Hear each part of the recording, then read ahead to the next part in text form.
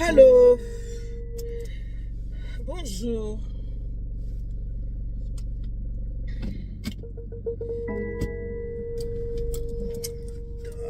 Bonjour. Bonjour les amis, j'espère que vous allez bien. Moi, ça va. Tout va bien par la grâce de Dieu. Maman,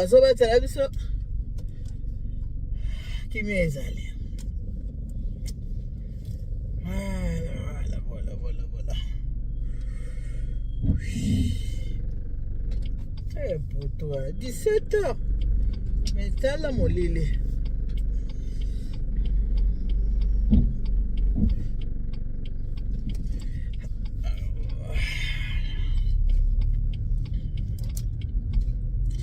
Coucou la famille, vous allez bien?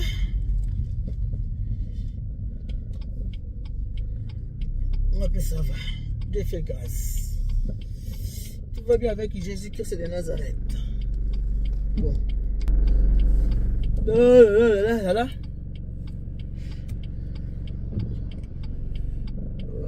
Voilà. Là. Qu'est-ce qu'il y a un twin? C'est quoi ça? C'est que le twin. Le twin, qu'est-ce qu'il y a? Encore 17h. Encore 17h, héros. Yo.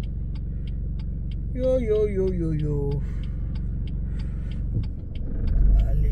Oh là là. Allez. Ouais, ok. Encore 17h, heure de pointe. J'espère que vous allez bien. Moi aussi ça va.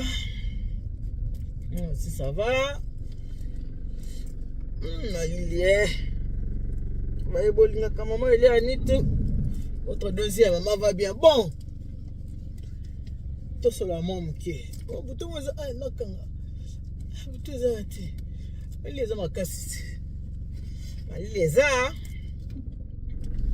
Bon, allez, tu es des basses. Bisous, on a tout qui. Bon, on a le baboué. En tout cas, merci beaucoup, hein. Merci beaucoup, Nabande Konanga, Nenge Bolina Rabino, Mama Elianit. Merci beaucoup, Nenge Bosse, Pelarana, Makamunga, Saïla Rabino. Vraiment, merci. Pesibino, merci, Mingi.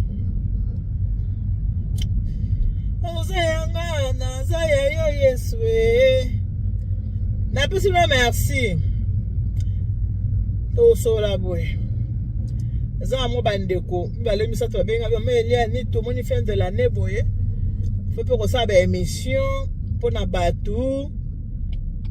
Ndenge sala kaka na fin de l'année, moni batou bazaka na problème na fin de l'année boye, mbule aussi là.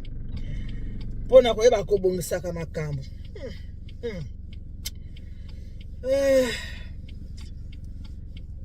Pona kwa kukoyeba kubongisa makambo.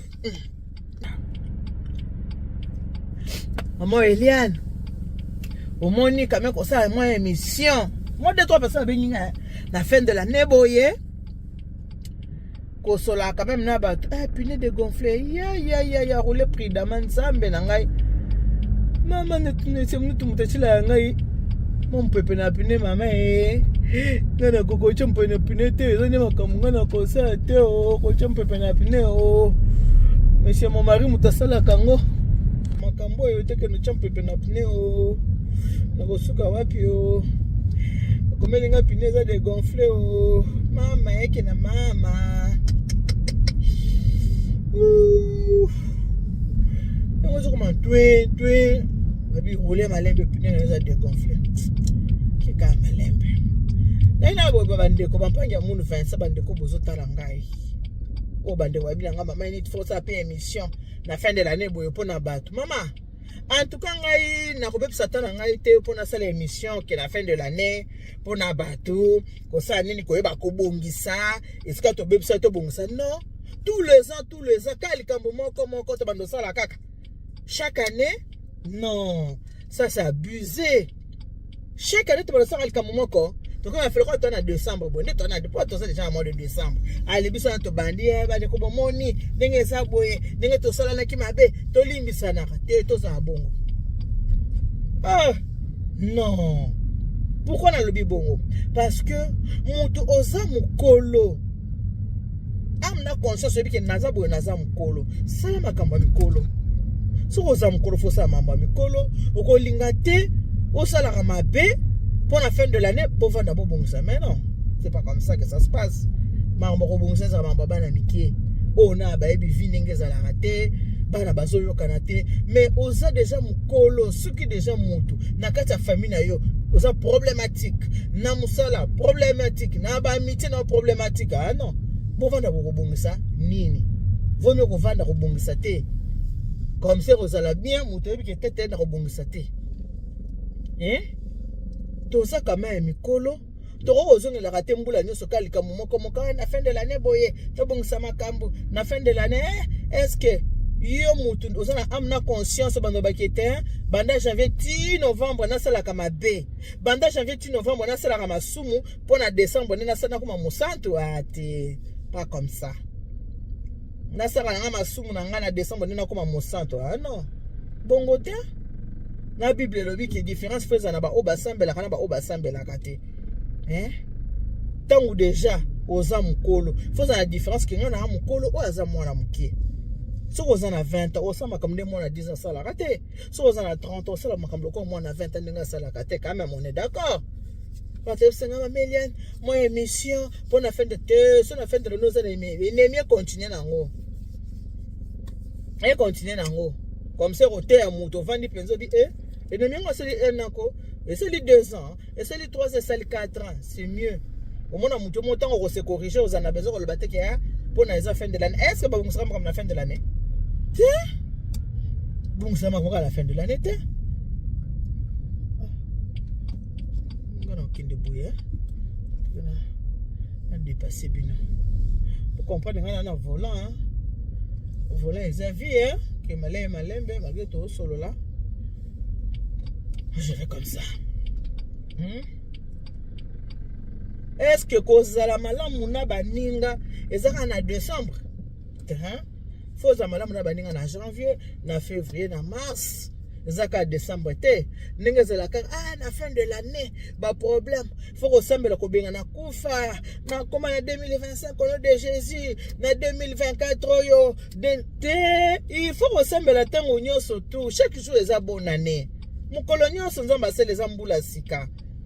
Olobate ke na janvier na osambela te na ko banda sambela ka tina décembre. Mais non. Bando ki décembre ndo ki akokolia mutu na janvier, akokolia na février, akokolia na mars, akokolia na avril. Ndo ka zela décembre te. Tango zo mona nzambe fose la bonzambe na yo tango nyonso ko zela ka décembre te. En trois émissions na bolo bananga ça na bité bon réfléchir on mais en tout cas ça ne me parle pas en tout cas. Oh, fait fin de l'année ango. Mais mutu asala mabe. Attends ça na fait ko ça ne peut ka lisusu. Ça ne ka lisusu. Au bon ici makambo le 3 décembre, le 4 le 5. Tabo comme le 1er le 3 janvier. Allez, mutu zonga lisusu sala mabe. Au sous décembre musoa non faut arrêter. C'est trop enfantin. Il faut arrêter en tout cas. Pour le moment, je ne me vois pas d'enfant d'Awana. Oh, to bongisa. To comme la fin de l'année, chaque jour ezali nouvel an. Mkolonyo sozo basali eza mbula esika. Il faut koyeba kovanda na kati ya libota, na kati ya famille koyeba kovanda na baninga. Tango likambo eza mabe, muto vandi osali conscience na yo et reprocher que likambo na sali eza mabe, se faut senga pardon pa moningo se faire pardonner. Oyebi si ndeko na yo ndeko na nga en tout cas pardonner nga na mo likambo na sala ki eza malamu te conscience na nga interpeller nga lebi ke likambo na sala ki eza bien en tout cas na sengi na yo bolimbisi to continuer vie ce que ça na mois de mai pareil Rosati na mois de décembre, mois de décembre, faut eba ko senga na ba pardon ezra mkolonyo sonzamba sala. Pourquoi? Parce que Bible zo bana biso ke butu ekuta ona kandate. Et répéter que na décembre butu ekuta na kandate. Non, Bible zo ba ke butu ekuta mutu na kandate. C'est na gazon. Butu ekuta mutu na kandate nde Bible zo ba ke butu ekuta ona kandate. Yo ko zelate ke Non, c'est la en décembre, on est là, c'est ce qui s'est pas ndeko na sala qui m'a bête. Non, c'est pas comme ça. Bible bouto kuto na candidaté là, qu'est-ce qui est janvier. Na bouto janvier kuto na candidaté. Bouto février candidaté, mars candidaté cause la à décembre té. Il faut retrouver un comportement à la fin de l'année. Tout ça à la fin de l'année, on doit faire la paix parce que la fin de l'année bah séparation monsieur ça la délivrance. Bah divorce monsieur peut ça la délivrance. Total nous te se séparer ouais na comme na kimia. Ils ont délivrance. Bah divorce peut monsieur délivrance. Bon. Comme ça là, c'est ici.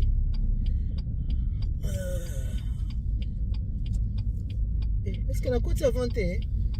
Plus la côte a monté? Ah, gaïe. Oh là, oh là, oh là, oh là, oh là. Mais ce n'est pas ici. Place la côte a monté. Ah, Seigneur. Là, je peux tourner, non? C'est un rond-point, oui, je peux. Allez, vous aurez permis de parler par mes appas. Par mes appas, Bayama.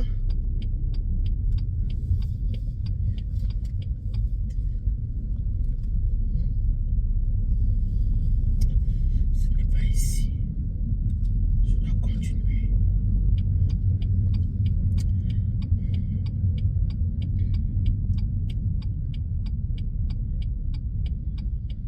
Dans la vie, il faut qu'on vivre dans baninga.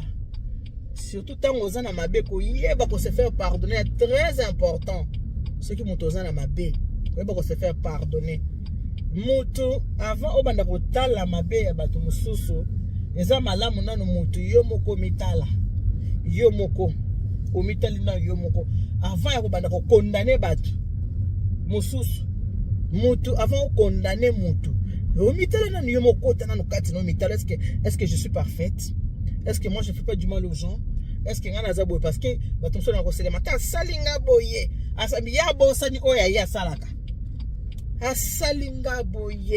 maman, est-ce que bon, j'espère qu'il y a bien ce coup là. Mitala nous paye moko avant ya ko accuser baninga. Amo question ngo ça la bien. Mitala na yo moko ndeko nanga avant d'accuser les autres kotana no kati na yo mitala. Avant ya ko banda ko accuser baninga. Au continent na kati na yo mitala est-ce que ozana mabete ozana mabete? C'est important. Nzambo ezale. Ba ko kota boy to ko kota la. Ya.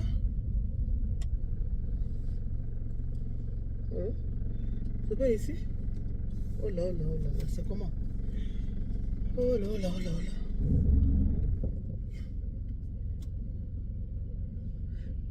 C'est comment? Bon, je vais rattraper.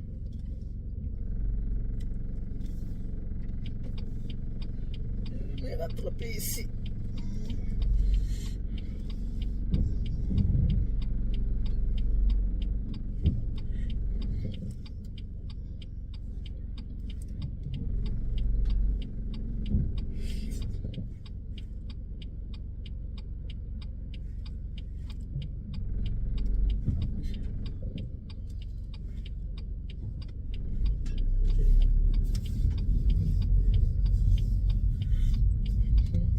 Na mokili so lingo zala bien ouvrir malamu na baninga mitalaka na yo moko mutu otali nanu mabe na yo avant ko pointer du doigt na mutu yo moko otali nanu mabe na yo otali vraiment otali penza o mitali o bien ce que nga penza naza bien avant ko accuser baninga o mitali penza otali penza soko oza bien apondo accuser baninga. Ce qui aura au monique, quand on a fait mon boulot, il ne faut pas accuser les autres.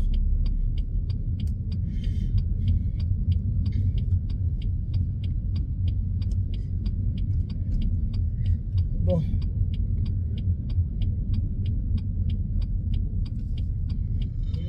Là, je vais là. Voilà. Alors, pendant 4 ans, on va concentrer dans le volant. En tout cas, je vais réfléchir. Fin de l'année, il faut ça des émissions. Pona batube ba kolimbisana ko senga na pardon na makambo bandeko. Il faut de on la ko lo ba ezande il faut de ko changer comportement cause la kaka fin de l'année ti. Soko lingo za la bien cause la fin de l'année te pona ko banda ko senga na ba pardon. Non, il faut de ko changer comportement. Surtout ce mutoza mukolo, yeba na ko changer comportement na yo ko vivre malamu pour ne pas blesser les autres.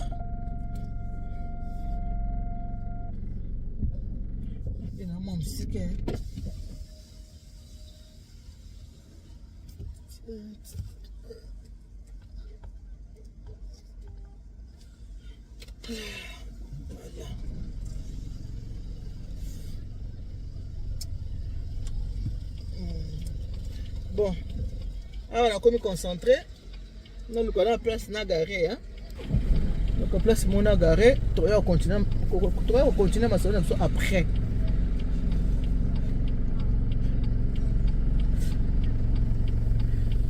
De place on va continuer ma soirée sur Sima. Ngai Nagaré na ngana na la place Nagaré, hein. La place à garer. Après, tu vas continuer ma solo. Bon, tout à l'heure, mon lit les ali. Bon, tu vas continuer après. Bisous. Bonsoir, bonsoir, bonsoir. Maman Eliane, vous avez été à la Providence. J'espère que vous allez bien. Moi, ça va. Là, je suis déjà.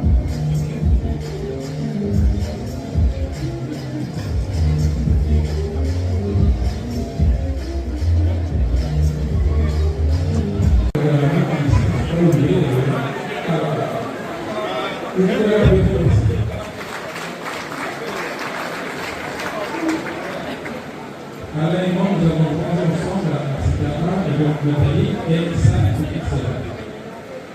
Je vous redis un peu trois mots des mariages. Je ne suis pas trop étalé sur ma présentation. Je suis le maire d'une petite commune Bordeaux, le maire de la commune. J'ai l'habitude effectivement de célébrer le mariage. On va célébrer avec Innocent et Nathalie ce beau mariage qui a rassemblé tant de monde. Nathalie a eu un mot très juste tout à l'heure lors de l'échange des alliances. Nathalie a indiqué que dans la vie d'un couple, il y a des hauts et il y a des bas. Les bas, on s'en fiche royalement, il faut les envoyer à la poubelle. Par contre, il faut garder le haut, garder tout le haut.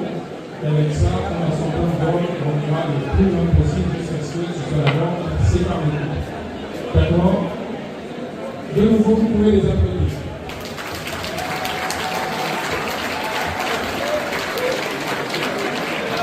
Alors, qui est innocent pour moi? Innocent, c'est mon neveu. C'est mon neveu parce que le papa d'Innocent, il s'appelait André Moni, qui certes n'est plus là aujourd'hui, mais à son âme, et là où il est, je pense qu'il est très fier de son fils, très fier de sa belle-fille. Et donc, André Moni était pour moi un frère, parce que vous savez, en Sanglo, il n'y a pas un mot pour désigner un demi-frère ou un frère, on dit Ita, c'est mon frère. Et on fait absolument aucune différence. C'est pour ça que naturellement, Innocent s'est tourné vers moi pour que je puisse présenter Nathalie. Encore une fois, je ne vais pas rentrer dans le détail parce que je prends le risque de l'oublier. Sachez simplement que tout cela. Voilà. Maman Eliane du service de la Providence. Là, nous avons le buffet froid. Voilà. Maman Eliane du Longa-Zalae.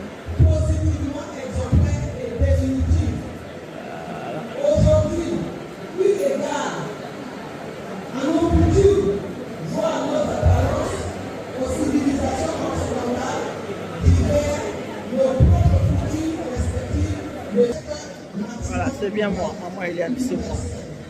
Je suis là, c'est moi. Because I